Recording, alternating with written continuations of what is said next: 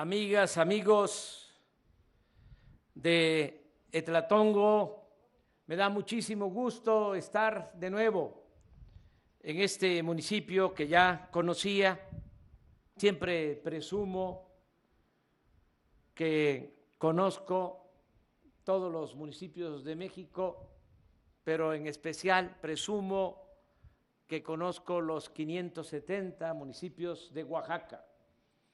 Me da muchísimo gusto estar aquí de nuevo con ustedes, con este programa que es muy importante, que es el programa que más apoya a la gente del campo, a los pueblos, a los ejidos, a pequeños propietarios, a quienes viven y trabajan en tierras comunales. Este es un programa bendito porque se cultiva la tierra, se siembran árboles frutales, maderables, se generan empleos y también se protege el medio ambiente.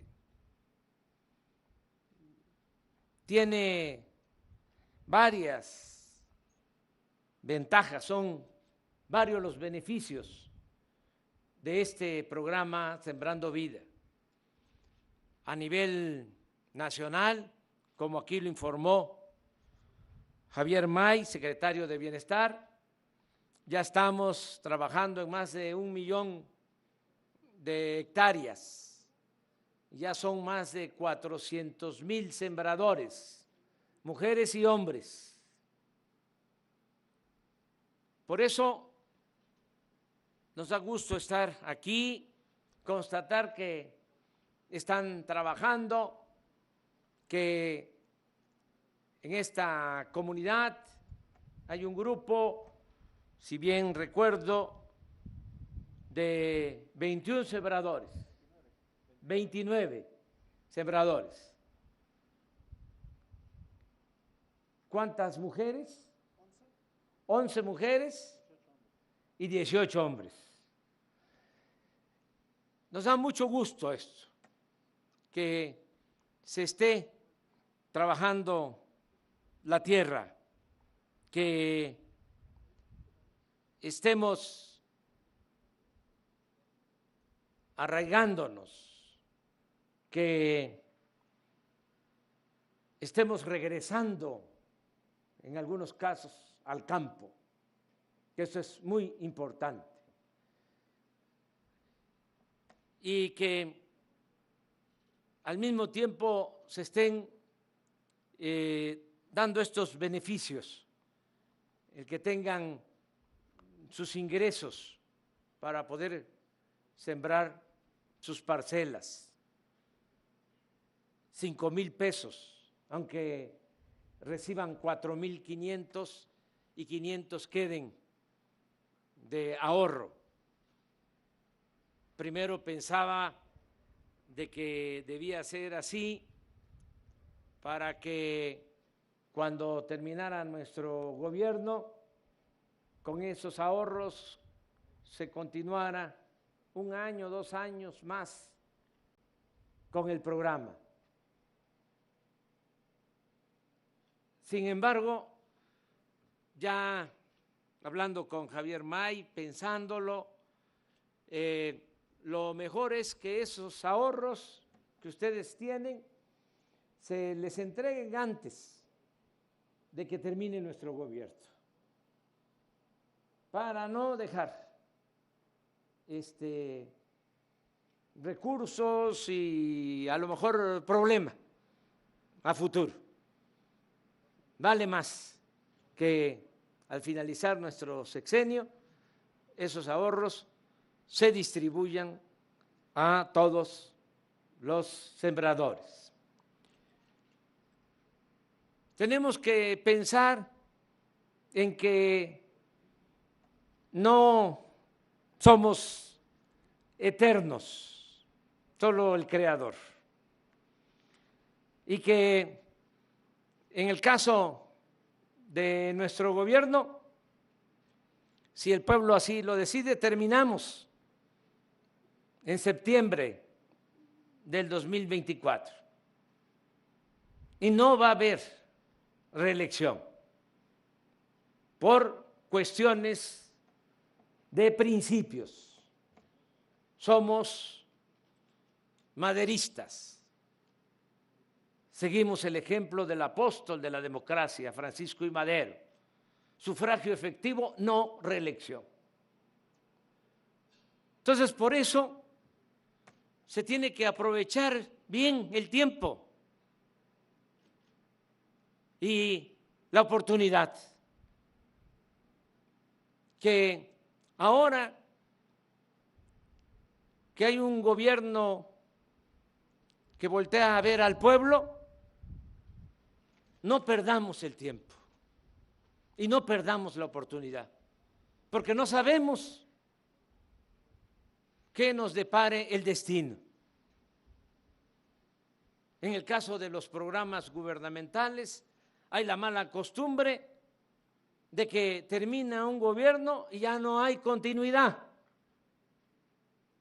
Ya cambian los programas, desaparecen, ya son otras políticas.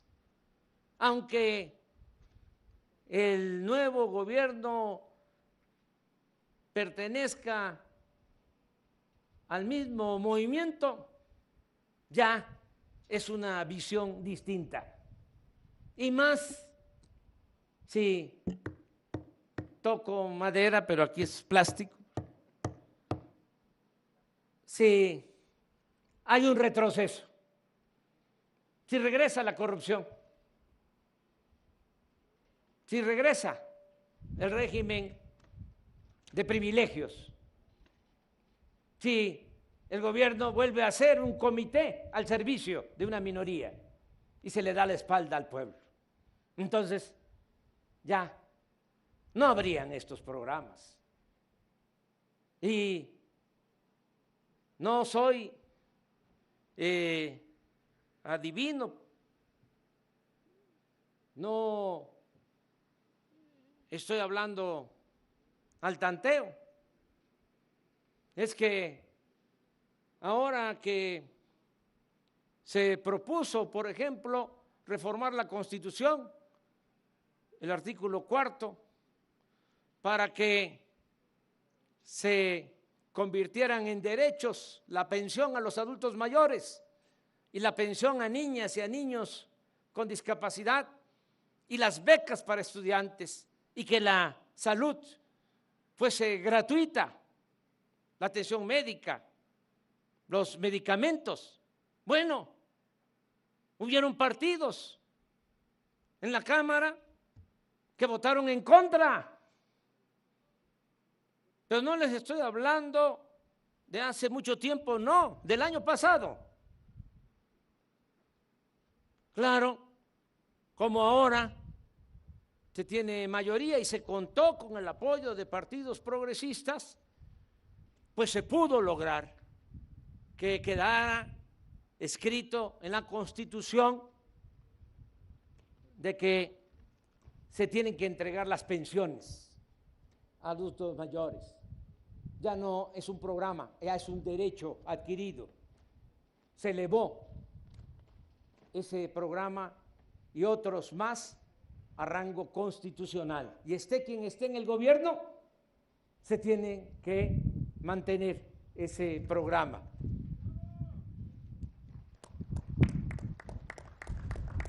Porque en la misma Constitución quedó escrito de que cada año el presupuesto tiene que ir creciendo para la pensión a adultos mayores, la pensión a niñas, a niños con discapacidad, las becas a estudiantes de familias pobres y para la atención médica, garantizar el derecho a la salud.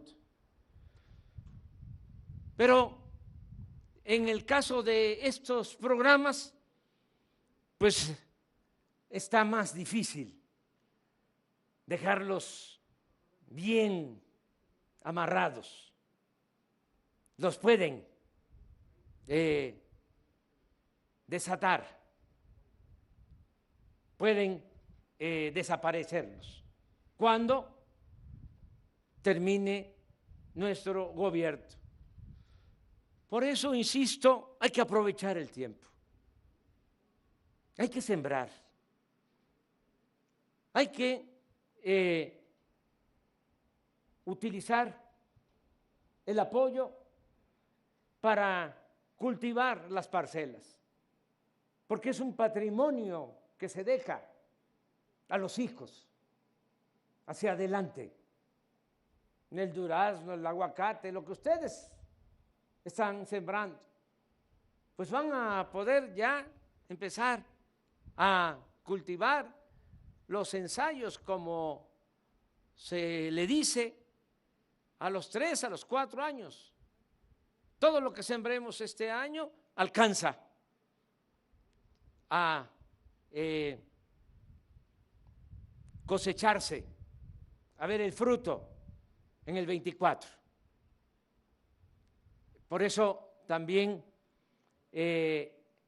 ya estamos en los límites, ya no vamos a poder ampliar más el programa el año próximo, porque ya no nos va a alcanzar el tiempo de ver los frutos. Este año, aquí en Oaxaca, por petición del gobernador Murat y además por justicia, porque nos los están demandando los pueblos, aquí en valles centrales y en otras regiones de Oaxaca, se va a ampliar el programa Sembrando Vida.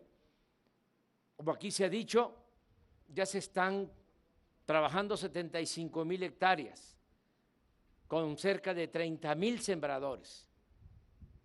Vamos este mismo año a ampliar para que sean otras 35,000 hectáreas más y que se incremente a 10,000 sembradores. Y vamos a apoyar mucho la siembra del maguey en Oaxaca. Vamos a orientar mucho la ampliación del programa a ese cultivo por la demanda que tiene el mezcal, porque es la forma de que haya más ingresos en el campo, ingresos para los productores de mezcal en Oaxaca, que es una bebida de los dioses y es el mejor mezcal de México. No quiero herir susceptibilidades, crear celos y sentimientos, pero ya ven cómo está lo de la denominación de origen y de dónde es el mejor mezcal. Yo respeto pues a todos los productores, creo que todos los mexicanos producen buen mezcal, pero la verdad es que el mezcal de Oaxaca es de primer orden, es de lo mejor que hay en nuestro país. Entonces vamos a ampliar el programa Sembrando Vida este año y vamos a seguir ayudando. No es solo un programa. En el caso de todos los municipios de Oaxaca y de México, así como Etlatongo, hay varias acciones. Se puede hablar de varios beneficios. No solo es Sembrando Vida. Aquí, por ejemplo, me da gusto que en San Mateo, Etlatongo, En este municipio al que pertenece esta comunidad de San Antonio, aquí hay 4 jóvenes que están en el programa Jóvenes Construyendo el Futuro, que están trabajando como aprendices. Eso es muy importante. Aquí también 82 familias en este municipio reciben becas para sus hijos que estudian en primaria, en secundaria. Aquí ya hay una escuela en el municipio que está recibiendo de manera directa su presupuesto para el mantenimiento, y así tiene que ser con las 5 escuelas que hay en el municipio.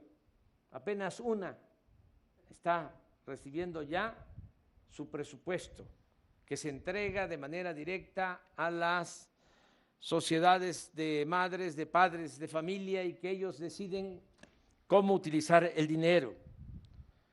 Aquí, en este municipio de Tlatongo, de San Mateo, hay 116 adultos mayores que tienen su pensión, 25 niñas y niños que también tienen su pensión, niñas, niños con discapacidad. Aquí, como ya lo constatamos, se está apoyando a los productores, no solo con este programa Sembrando Vida, lo que era el Procampo, que ahora es Producción para el Bienestar, el que se entrega un apoyo de manera directa. Me dicen, de acuerdo al informe, que reciben este apoyo 105 productores. Y aquí también está este programa Sembrando Vida, que está pensado en el municipio para 72 sembradores, 3 grupos. Aquí estamos nada más en San Antonio, hay 2 grupos más. En total, aquí son 300, no, en total se van a destinar este año en el municipio 3 millones de pesos para este programa, para los 72 sembradores. Es lo que se tiene estimado. Y se me pasaba también decir que ahora con la pandemia, el año pasado, se entregaron aquí en Tlatongo 11 créditos para pequeños empresarios, los que tienen un pequeño negocio, un taller. A 11 se les entregaron créditos de 25,000 pesos para ayudarlos.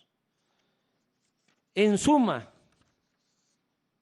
en Tlatongo hay 317 viviendas, según el censo, y hay 416 personas beneficiadas. Casi en todas las casas, en todos los hogares, llega cuando menos un apoyo. Esto es lo que queremos que siga sucediendo y lo que vamos a fortalecer en el tiempo que estemos en el gobierno. Repartir con justicia el presupuesto, que es dinero del pueblo, y alcanza el presupuesto. El problema no es la falta de presupuesto, el problema que se tenía era que se robaban el presupuesto. Y por eso no se distribuía el presupuesto, no le llegaba a la gente, no había beneficios para el pueblo. Se quedaba el presupuesto arriba. Ya lo dije y lo repito, era un gobierno al servicio de una minoría. Los de menos arriba, los que estaban en la punta o están de la pirámide, del cerro, esos eran los privilegiados. Grandes empresas, grandes bancos, no pagaban impuestos, se les condonaban los impuestos. Estoy hablando de miles de millones de pesos que se les condonaban año con año.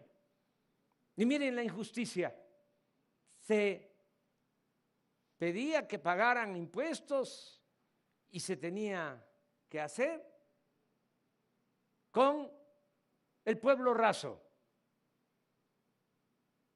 Los campesinos a pagar impuestos, porque cuando se compra una mercancía, ahí va, incluido el impuesto, ahí va el IVA. Los obreros, los maestros, los pequeños, medianos comerciantes, pequeños, medianos empresarios, todos a pagar impuestos, menos los de mero arriba. También ustedes deben de saber que ya se reformó la Constitución y ahora en el artículo 28 de la Constitución quedó escrito que están prohibidos en México los monopolios y la condonación de impuestos. Se terminó con ese privilegio. Entonces, cuando no hay corrupción, el presupuesto alcanza, rinde. Ahora enfrentamos esta tremenda crisis por la pandemia del COVID, que produjo también la caída de la economía, pero no recurrimos a endeudar al país, a créditos. No, fue distinto. 1995, que hubo una crisis, ni siquiera fue por pandemia, sino por corrupción y mal manejo de la economía. ¿Qué se hizo en ese entonces cuando se cae la economía nacional? Se convierten las deudas de unos cuantos, las deudas privadas, en deuda pública. 1 billón de pesos. Todavía se debe ese dinero y hay que estar pagando 40,000 millones de pesos al año, solo de intereses. Eso fue el FOBAPROA. Ahora fue distinto. Ya no se rescató a los de arriba. Me lo plantearon. Cuando comenzó la crisis fueron a verme, a decirme, es necesario pedir prestado. Hay que solicitar créditos. Además, esa era la fórmula que se seguía siempre. Se volvió a aplicar. Muchos países se endeudaron, crecieron en deuda, porque se fueron por el camino fácil. Pero imagínense si nosotros solicitamos deuda, pues ¿qué significa? Significa dejar hipotecado a nuestro país, dejarle toda esa deuda a las nuevas generaciones, porque la deuda pública no desaparece. La deuda que uno tiene en lo personal, cuando uno fallece, ya no hay la obligación de los hijos de pagar la deuda de los padres. Ahí se terminó. Pero la deuda de los gobiernos, la deuda pública, esa se hereda de generación en generación. Por eso es muy irresponsable decir vamos a endeudar al país. Lo que dijimos, vamos a seguir combatiendo la corrupción y vamos a hacer un gobierno austero, como nos los enseñó el presidente Juárez. No puede haber gobierno rico con pueblo pobre. Nada de aviones lujosos. Nada de lujos en el gobierno.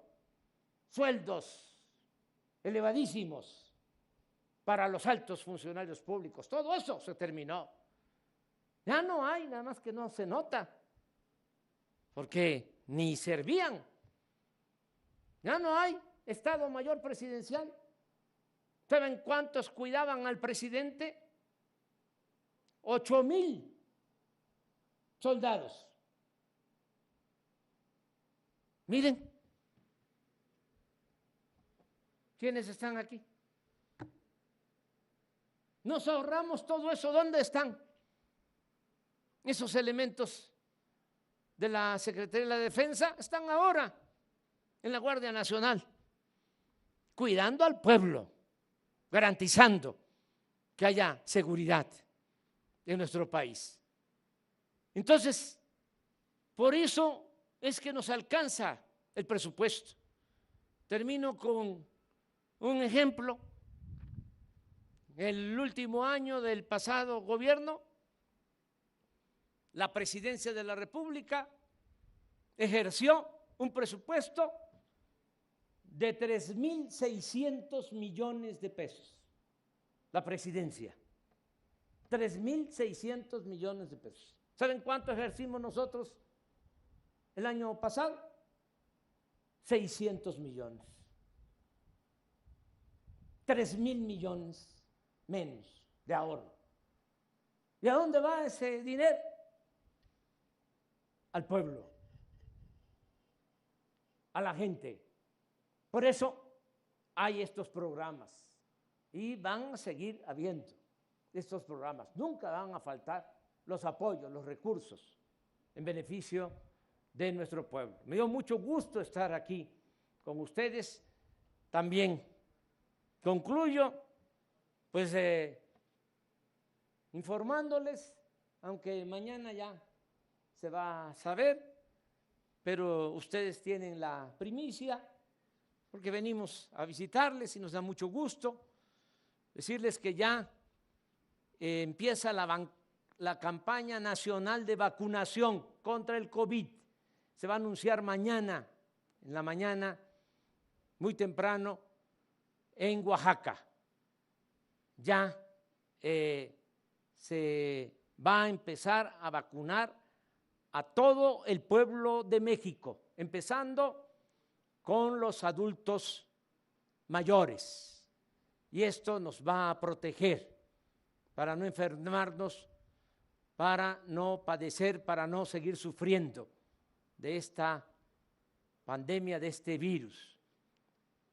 Esto nos va a ayudar mucho, el que ya se tenga adquirida toda la vacuna, 140 millones de dosis, 32,000 millones de pesos que ya se tienen. Ya se compró toda la vacuna que se necesita para proteger a nuestro pueblo. Y ya concluyo, termino diciendo que aquí en Oaxaca llevamos muy buena relación con el gobernador Alejandro Murat. Estamos trabajando de manera coordinada. Lo mismo con las autoridades municipales y las autoridades de los pueblos, de usos y costumbres, de todas las comunidades, de todas las regiones de este gran estado que es Oaxaca, la cuna, la tierra que vio nacer al mejor presidente de México en toda la historia, Benito Juárez García. Muchas gracias, amigas y amigos.